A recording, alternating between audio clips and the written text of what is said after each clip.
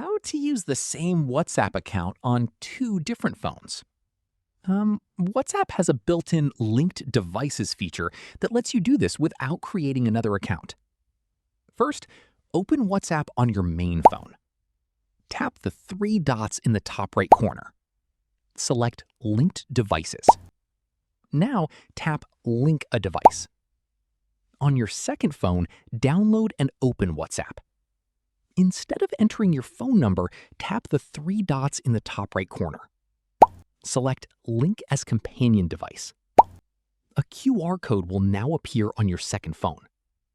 Go back to your main phone and tap Link a Device if you're not already on the scanner.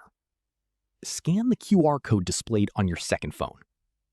Wait a few moments while WhatsApp syncs your chats and account. Once the process is complete, you can use the same WhatsApp account on both phones. And that's it. You can now use one WhatsApp account on two phones.